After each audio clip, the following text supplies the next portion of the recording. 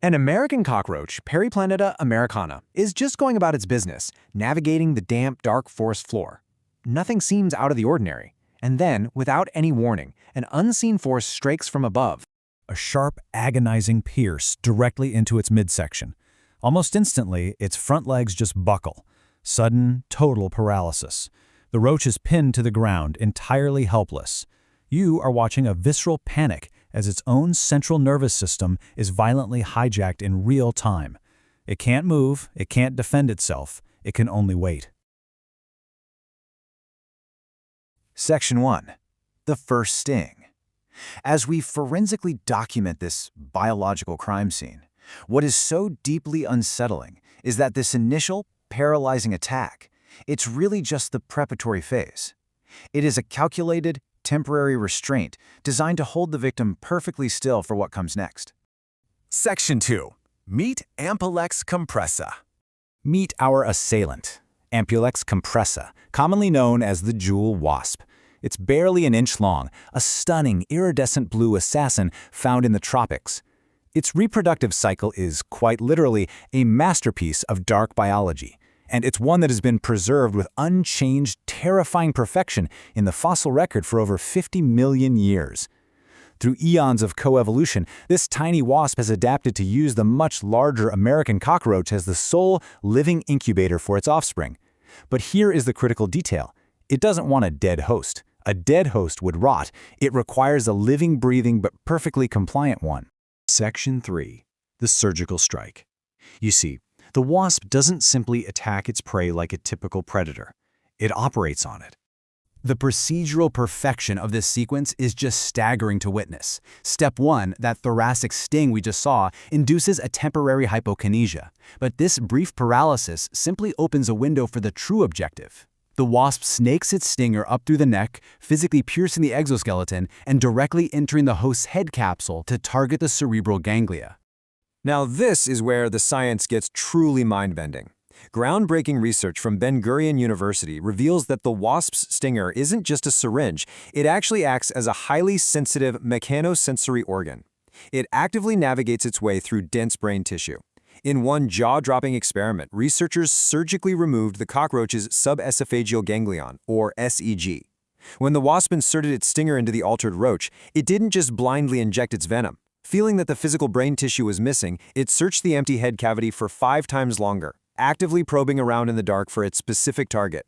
The precision here is absolutely unmatched anywhere in the natural world. To quote the researchers themselves, it operates like a surgeon snaking his way to an appendix with a laparoscope. This dark neurosurgeon bypasses the rest of the brain entirely.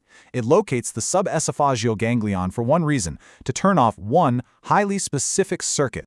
The weapon of choice is a highly specialized, incredibly complex toxicological cocktail. It's packed with GABA blockers, newly discovered peptides called ampulexins, and dopamine-like substances. When injected, it selectively erases a single function, the motivation to walk spontaneously.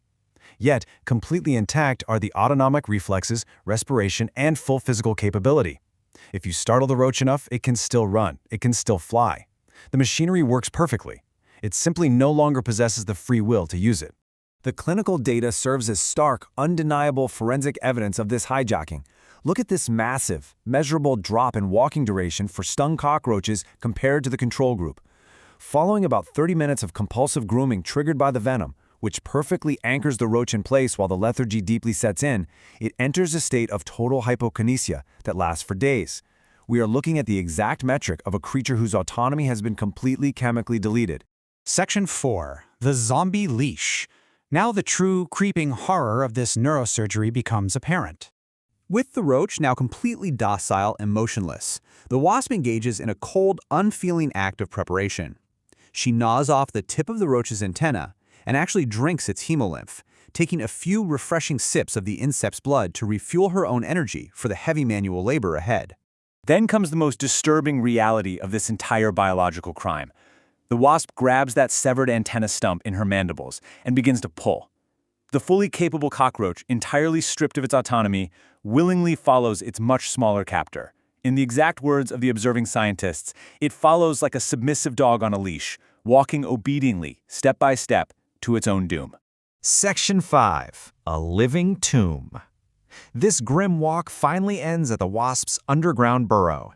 From here, we can document the methodical, agonizing feeding sequence. The wasp lays a single egg on the roach's underside and then seals the burrow shut with pebbles, locking it in.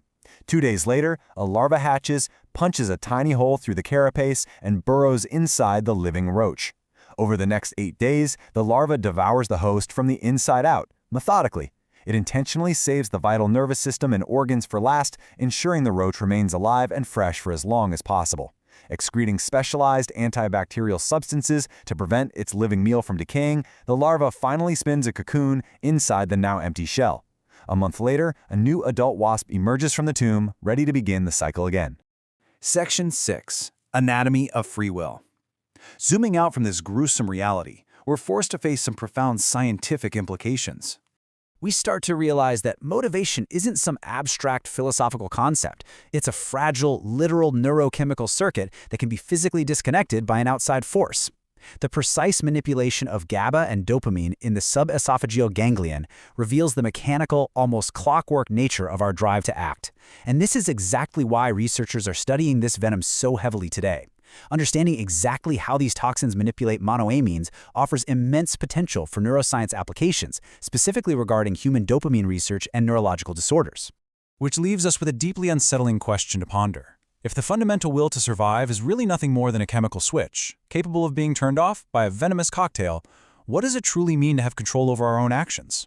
This is a perfect biological crime, executed with terrifying surgical precision. Thank you for joining me in documenting this fascinating case. If you found this explanation into nature's dark science intriguing, be sure to subscribe. Next time, we'll be examining the decoy spider, discovered in 2012, an absolute master architect of biological deception. Until then, stay curious.